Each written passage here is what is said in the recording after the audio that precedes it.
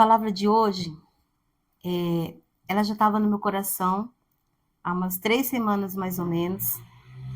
E quando essa palavra veio, eu já fiquei em alerta ali, já acendeu uma luzinha assim. Falei, Deus, que o Senhor está falando isso ao meu coração, por quê? O texto que eu vou ler hoje, a pessoa que eu vou falar hoje, é uma pessoa que já marcou a minha vida algumas vezes, em alguns momentos que eu já passei. E aí, de repente, veio essa palavra, e eu falei, ai Deus, o que está acontecendo? E não demorou muito, e aí, de repente, ali, eu me vi diante de alguma situação, e eu falei, Senhor, e agora? O que eu faço? Essa luta é de quem? É minha, do Senhor? E o Senhor falou, não, é nossa. É minha e sua. Eu estou com você, vai ser um processo. Engraçado, Deus tinha dado um sonho, e no sonho o pastor Paulinho falava para mim, é esse tamanho desse gigante aí que você vai enfrentar. Só que eu não, sabe? Aquela palavra ficou, nós oramos e de repente eu estava ali diante do gigante, e agora? Então, o tema hoje é organiza a tua casa. Só de falar esse tema, você já sabe de quem que eu estou falando, certo? O texto base está em 2 Reis, no capítulo 20, a partir do versículo 1. Eu trouxe aqui, vou estar lendo para vocês. Que diz assim: por esse tempo, Ezequias adoeceu de uma enfermidade mortal. O profeta Isaías é esse aí. Todas as vezes que algumas situações acontecem na minha vida, quando eu escuto esse nome, eu falo, eita Deus, segura, me segura. Isaías, filho de Amós, foi visitá-lo e lhe disse, assim diz o Senhor, ponha em ordem a tua casa, porque você morrerá, você não vai escapar. Imagina você tá bem e de repente vir um profeta, um homem de Deus, trazer uma palavra e trazer uma sentença dessa para você. O que você faz? Então, Ezequias virou o rosto para a parede e orou ao Senhor, dizendo, ó Senhor, lembra-te de que andei diante de ti com fidelidade, com o coração íntegro, e fiz o que era reto aos teus olhos. E Ezequias chorou amargamente. Antes que Isaías tivesse saído do pátio central, a palavra do Senhor veio a ele dizendo, volte e diga a Ezequias, príncipe do meu povo, assim diz o Senhor, o Deus de Davi, seu pai, ouvi a tua oração e vi as tuas lágrimas. Eis que eu vou curá-lo, e ao 3º dia você subirá à casa do Senhor. Olha que mudança, de uma sentença de morte para uma palavra de vida, para uma palavra de libertação, de restauração. Acrescentarei 15 anos à sua vida e livrarei das mãos do rei da Síria, tanto você como essa cidade. Defenderei essa cidade por amor de mim e por amor a Davi, meu servo. Isaías disse mais, peguem uma pasta de figos. Eles a pegaram e a puseram sobre a úlcera e Ezequias recuperou a saúde. Amém? Senhor, em nome de Jesus, aqui está a tua palavra, Senhor. E nós estamos diante da tua presença. Senhor, eu sei quem tu és na minha vida. Sei também, Senhor, o processo que eu estou passando, mas acima de tudo eu sei que pertence ao Senhor todas as coisas. É a tua vontade que irá se cumprir. Por isso, ó Deus, em tua presença, nós nos colocamos agora. E em temor ao Senhor, eu me coloco diante de ti, te pedindo, ó Deus, usa a minha vida segundo o teu querer, segundo a tua vontade. E fala, Senhor, com a tua igreja. Fala com o teu povo. Da mesma forma que o Senhor tem falado ao meu coração. Em nome de Jesus é o que eu te peço. E que caiam por terra agora todas as ciladas, todas as armadilhas, tudo aquilo que o inimigo tem tentado trazer, todo ataque na mente, eu denuncio agora em nome de Jesus, declaro cai por terra e que teu Espírito Santo agora venha sobre nós e ministre e nos ajude a organizar a nossa casa, que é a nossa mente, o maior campo de batalha. Em nome de Jesus é o que eu te peço. Amém? Porque quando a gente recebe algo assim, o inimigo vem contra as nossas vidas, o primeiro ataque é na nossa mente. E aí? E agora? Como você vai enfrentar essa situação? Tem valido a pena? Você diz que é serva de Deus? Uma vez ou outra você ministra, e agora? Até que ponto a tua fé está fortalecida? O que você vai fazer? Você vai se abater? Ou você vai se colocar em posição de batalha? Você vai se apresentar a Deus. E aí vem as coisas que já foram tiradas da nossa vida. As curas que o Senhor já realizou, só para vocês terem uma ideia. Eu tenho buscado me fortalecer em Deus. Nós temos orado, temos sonhado, Deus tem estado à nossa frente. E aí eu comecei a respirar muito fundo ultimamente. Eu falei, Senhor, me ajuda.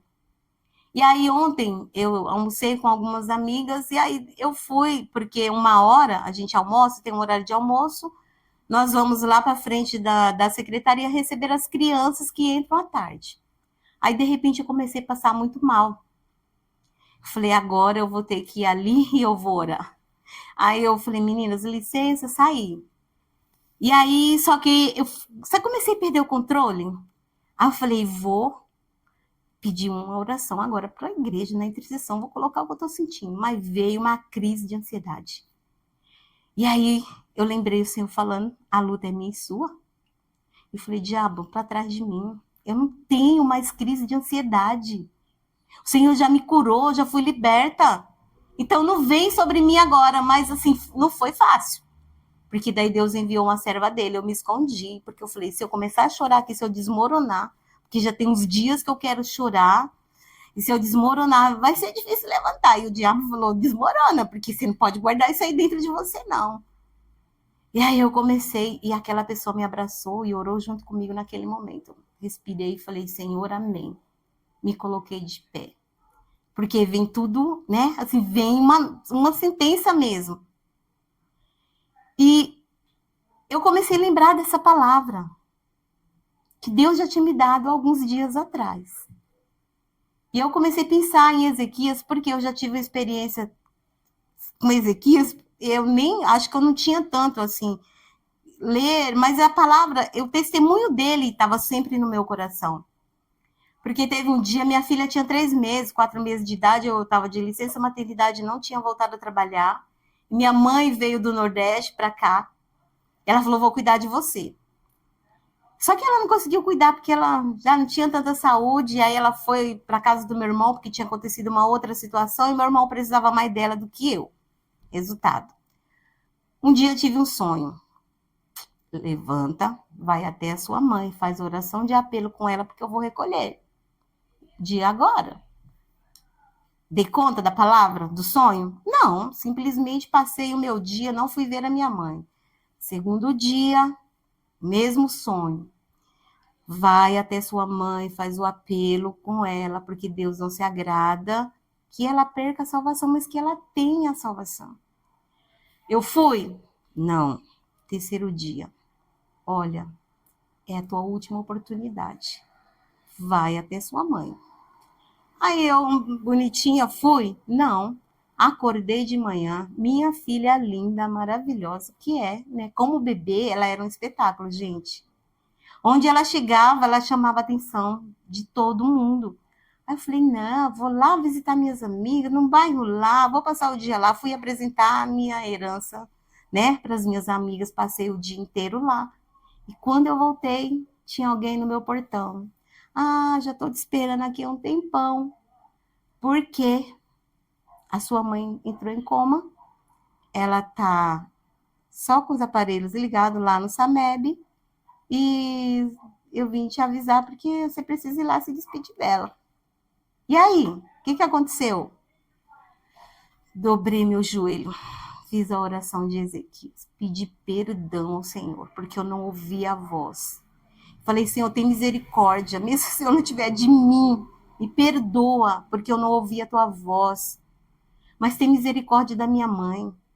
Eu falei, Senhor, me dá a oportunidade que ela acorde, nem que seja por 5 minutos, que eu possa falar do teu amor por ela, que eu possa fazer a oração de entrega da vida dela, porque o Senhor deseja a salvação dela. E ali eu chorei realmente, de verdade, com meu joelho dobrado, e o Senhor. E quando eu levantei da oração, eu falei, agora eu vou ver minha mãe. Aí o Espírito Santo falou, olha só, Deus não só vai tirar ela do coma, Deus vai salvar a vida dela e Deus vai acrescentar anos. Por quê? Porque eu orei com sinceridade diante do Senhor. Aí minha amiga, né? Amiga de batalha, Rejane, olha só, fomos lá, levamos o olhinho da unção, a minha mãe em coma. E aí eu ungi minha mãe com a rede dos pés à cabeça. Eu falei, mãe, me dá um sinal que você tá me ouvindo. Aperta minha mão. Ela não conseguiu apertar, mas eu senti o dedinho dela assim, ó.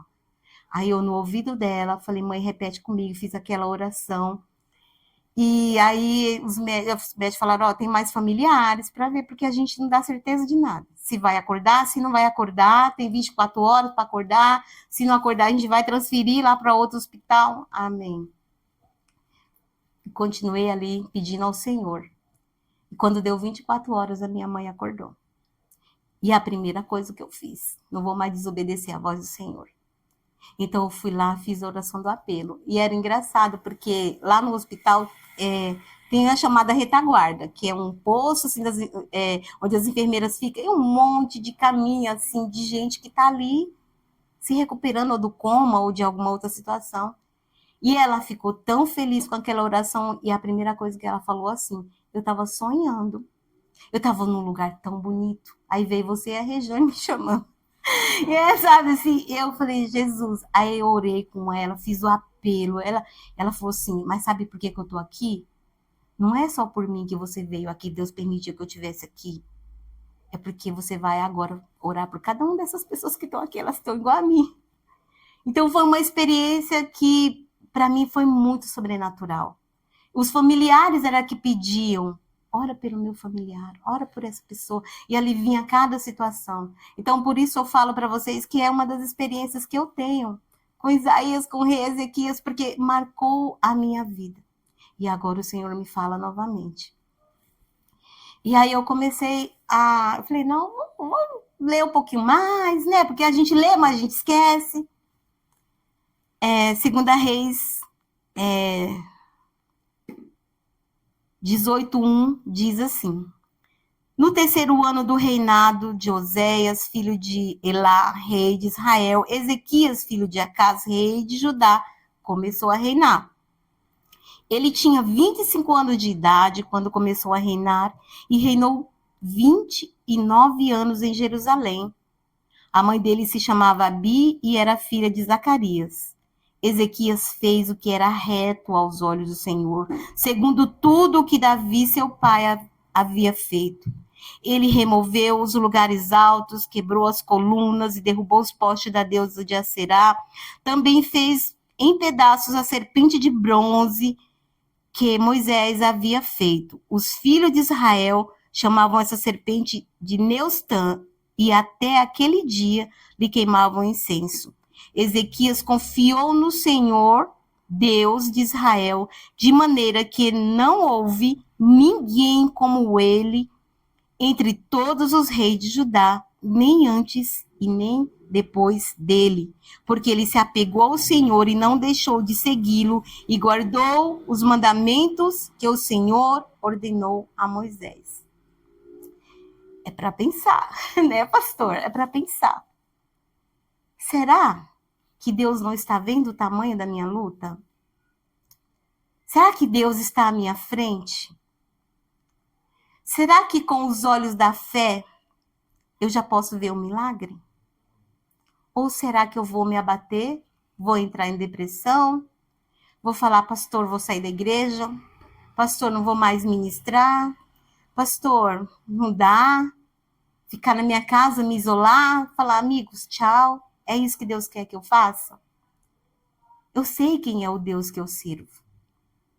E eu sei também que por maior que seja o gigante, meu Deus é maior. E eu sei que Deus está cuidando de tudo. E é por isso que eu estou aqui. Por quê? Quando vem algo assim sobre nós, o que a gente pensa? O que eu fiz de errado? Aonde está a habilitação?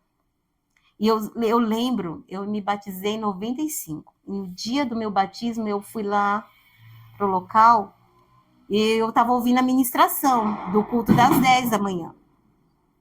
E aí quem estava ministrando falou assim, o diabo só entra onde tem brecha. Aí eu falei, Deus, peraí.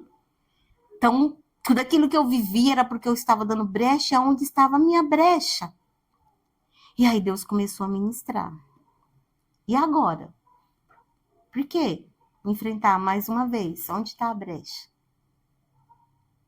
É pedir para o Espírito Santo mostrar. E quando Deus falou, organiza a tua casa. Organiza a tua mente. Porque é o nosso maior campo de batalha. E é onde o inimigo vai atacar. E ele conhece as nossas fraquezas. E ele sabe que como pai, mãe, o nosso ponto mais fraco é o nosso filho. Porque se ele nos ataca, a gente está fortalecido. Mas quando ele ataca ali, né? É onde mais machuca, é onde mais dói. Por quê? Porque eles não têm a mesma fé que nós. E muitas vezes eles não sabem como sair daquela situação. E pior, muitas vezes, e praticamente todas as vezes, algum dos nossos amados convivendo aqui do nosso lado está passando por uma luta e a gente nem sabe. A gente convive, está dentro da mesma casa, acha que conhece, a gente está vendo por fora, por dentro. Como que está a mente? Como que estão os pensamentos? Como que estão os sentimentos? Então, o que falta muitas vezes? E quando alguém está passando ali por uma situação tão, para ele, difícil, eu acredito que deseja sair daquela situação, só que não sabe como. E aí, quando que começa o processo da libertação? Você percebe que a pessoa está pedindo socorro em algumas atitudes. Puxa vida, olha só, tenho que vigiar. Olha só, o Espírito Santo aqui falando, olha, é isso. Mas o Senhor está dizendo, eu estou com você, você não está sozinha. E o Senhor está dizendo, essa luta é minha e sua, e eu vou estar com você. Então, queridos, a desordem, muitas vezes, ela começa na mente. Para uma família, para uma casa ser destruída, ela não começa por fora. Não começa por motivos aparentes. Começa lá no íntimo, na mente. Os pensamentos, os sentimentos. É uma palavra lançada e recebeu no ouvidinho distorcida. E aí vai ali, se levantando uma fortaleza, vai ali, é uma dúvida, uma suspeita, uma incerteza, né? Que o inimigo, ele ataca uma acusação. E agora?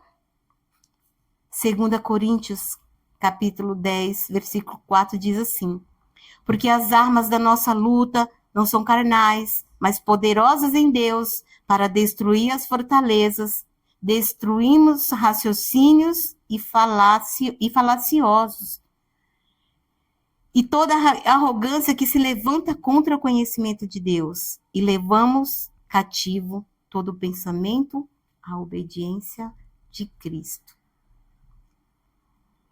Não tem como a gente vencer uma batalha na mente acusando, poxa, você tá louco, onde você tá com a cabeça, por que você se deixou levar por isso? E aí, não dá para entender que situação é essa. É assim que a gente vai conseguir vencer? Falar, nossa, tinha que ser adolescente mesmo. Nossa, olha, foi isso. E a acusação veio, né? Primeiro a gente quer acusar. Você tá louco? E não é dessa forma. E como que a gente vai vencer? No mundo espiritual. É com a oração, é com o jejum, é pedindo ao Espírito Santo de Deus que nos dê sabedoria em cada palavra. É demonstrar o nosso amor. Nesse momento, a pessoa não está precisando ser acusada. Ela está precisando de sentir que ela é amada. Porque muitas vezes, a pessoa que está ali do nosso lado está tão sozinha, tão solitária. O inimigo está aprisionando de uma maneira tão que, mesmo estando ali convivendo com uma família, a pessoa se sente tão só, tão sem significado. E às vezes, eu me pergunto assim, por que tantos jovens cometem suicídio? E às vezes são famílias que servem ao Senhor. E o inimigo está ali, ó, sempre procurando uma brecha. E aí, aonde que ela está? É isso que o Senhor está falando. Organiza. Alguma coisa está em desordem ali. E quem vai mostrar? É o Espírito Santo de Deus. Nós temos que ter essa certeza, que a nossa luta não é contra a carne, mas é contra os pensamentos que não se rendem. A libertação, ela começa quando a mente se rende. Primeiro, precisa reconhecer que precisa de ajuda. E quando não reconhece, o que a gente faz? A gente ora para que o Espírito Santo ministre. Amém? O diabo, ele quer controlar a mente. Por quê? Se ele controla a mente, ele controla as emoções, ele controla as decisões, ele controla o futuro. E é isso que ele está tentando fazer o tempo todo. Manter esse controle. Mas quando nós estamos posicionados na presença do Senhor, quando nós nos revestimos, pedimos a Deus, Senhor, a minha fé é tão pequena. Porque quando a gente olha o tamanho da luta, o tamanho do gigante que se levanta, né? E agora, Senhor, será que eu tenho fé para vencer isso? Será que eu vou conseguir? E o inimigo começa a lançar um monte de coisas ali, ó. E o que Deus está falando para a gente? Não deixa entrar na sua mente esse sentimento, esse pensamento, não vem de mim, não vem. Então repreende em nome de Jesus. Pede para que o Espírito Santo te fortaleça. Nós somos fracos, somos carne, somos falhos. Né? Quem somos nós? Mas é o Espírito Santo de Deus que nos dá o discernimento, que nos dá entendimento, que nos direciona. E às vezes o inimigo fala aí, ó, luta sozinha, não conta para ninguém. Puxa, que vergonha, você vai contar isso para a igreja? Você vai contar isso? Não faz não, olha só, as pessoas te veem com os outros olhos. Você vai decepcionar demais, né? O diabo faz isso. Porque nós nos conhecemos. Nós sabemos que somos falhos. E tem coisas que a gente quer se libertar, a gente não conta para ninguém porque tem vergonha, né? Guarda ali dentro de nós um pecado. E às vezes nem para Deus a gente confessa, né? Eu sempre lembro que eu fui acompanhar uma pessoa e, nossa, gente, ela já vinha de tanto lugar, já tinha passado por tanta igreja, e aquela mulher não era liberta, a família dela não era liberta. Eu falei, um dia eu fui orar na casa dela e já tinham ido 300 vezes. Eu falei, Senhor, mais uma vez aqui na casa dessa mulher, orando pela mesma situação, Deus. Eu falei, Espírito Santo, o que tem de errado? O Espírito Santo falou, tem um pecado não confessado. Eu falei, Jesus, não posso falar isso pra pessoa, não. Como que eu vou falar? O Espírito Santo falou, enquanto ela não confessar esse pecado, só fala pra ela que tem um pecado não confessado, ela sabe qual é. Eu falei, Jesus é muito forte. Eu não consigo falar pra essa pessoa. Eu não sei como falar. E eu não falei, gente. Não falei, não tive coragem de falar. Eu não sei o que aconteceu com essa família, mas eu pedi muito perdão para Deus, porque tem coisas que Deus manda a gente fazer E a gente se recusa. Será que foi fácil pro profeta Isaías ir lá para Ezequiel? Olha, um homem tão íntegro. Porque Isaías conhecia a história dele. E ele sabia que ele era íntegro, justo diante de Deus. Será que ele se questionou? Senhor, eu tenho que ir lá mesmo nessa sentença de morte? Como será que ele se sentia? Para pensar, né, pastor? E quando Deus nos pede para falar para alguém, para denunciar uma situação, a gente já vai de cara? Você vai de cara? Ou você meio que, Senhor, tem certeza que sou eu?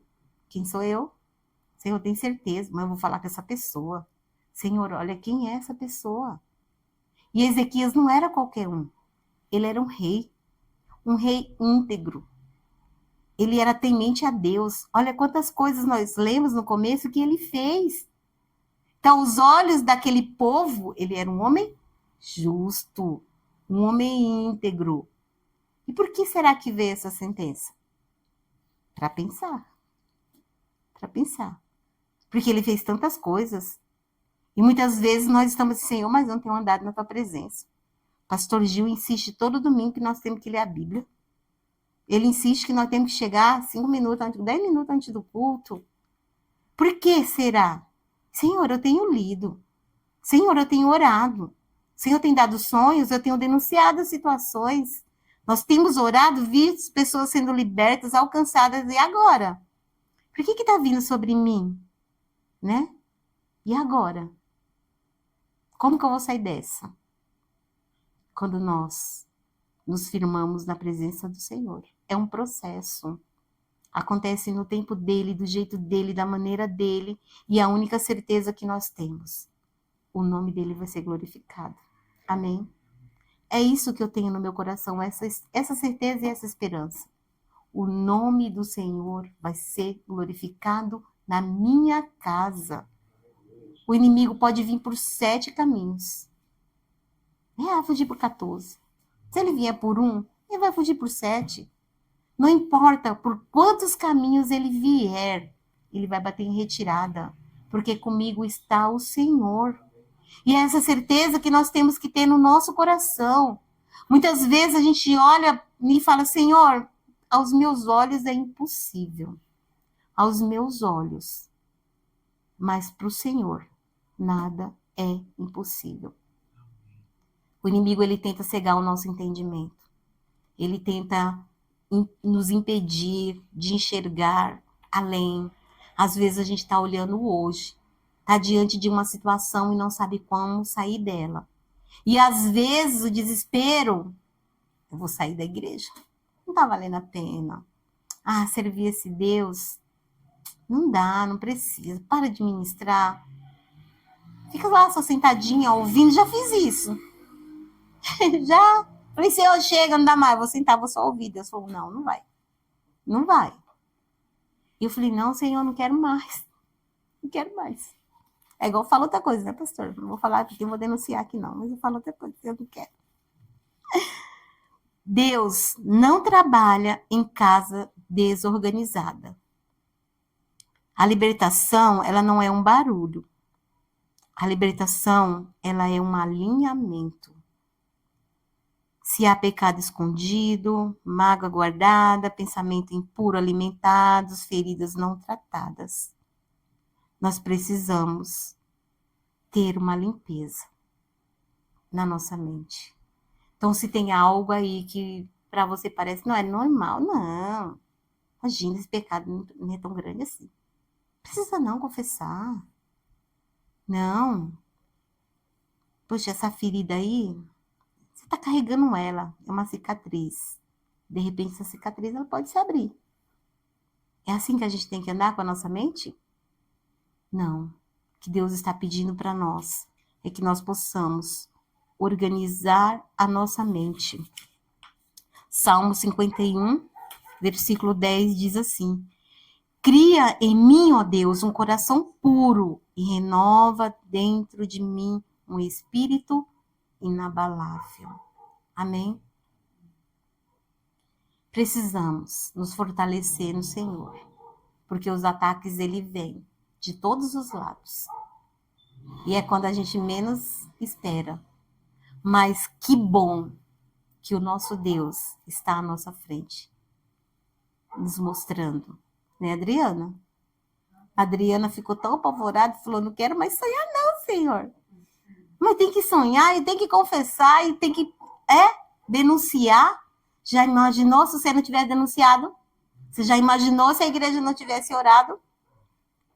Então, Deus não dá um sonho para a gente sofrer. Eu sofri muito tempo, muito mesmo, não entendia. Eu me revoltei contra Deus. Porque toda vez que eu tinha um sonho específico, alguém morria, principalmente da minha família. Aí veio ali uma situação, conheci uma pessoa, amava aquela pessoa demais, veio o sonho. Aí acordei e falei, Deus, até quando o Senhor vai me dar esse sonho? Até quando o Senhor vai me fazer sofrer? Por que o Senhor tem que me antecipar que aquela pessoa vai morrer? O Senhor entende que dói dentro de mim ter esse sonho e depois ver a pessoa ali no caixão? Aí o Espírito Santo, não, Deus não quer a morte dessa pessoa. O sonho é para você orar e repreender o anjo da morte. Agora entendi. Agora entendi. E tudo fez muito mais sentido quando eu entrei na comunidade Arca. Porque Deus sempre falou comigo em sonhos, sempre, minha vida toda. Quando Deus fala comigo é em sonhos. Aí quando eu cheguei aqui, a igreja do sonho, da revelação, glória a Deus, porque é assim que Deus fala comigo. Deus sempre nos antecipa situações. E quando nós nos posicionamos, a gente vê um milagre acontecer. Então hoje, por que será que Deus está nos dando essa alerta? Organiza a tua casa, organiza a tua mente, se organiza. Deus quer agir, né? Será que foi fácil para o rei Ezequias receber aquela sentença? E o que ele fez quando ele recebeu a sentença? Senhor, eu te servi, quebrei os altares. Senhor, quebrei até aquela serpente lá de Moisés, dei cabo dela. Foi isso que ele fez? Ele virou para a parede e ele orou a Deus. Ele virou o rosto para a parede e orou ao Senhor.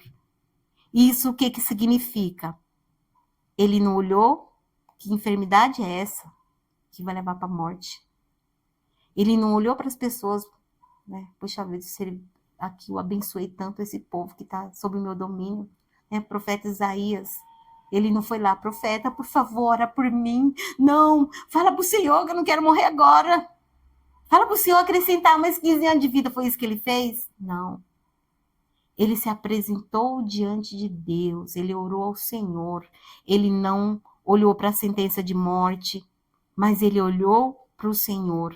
A libertação começa quando você para de olhar para o caos e decide olhar para o Senhor.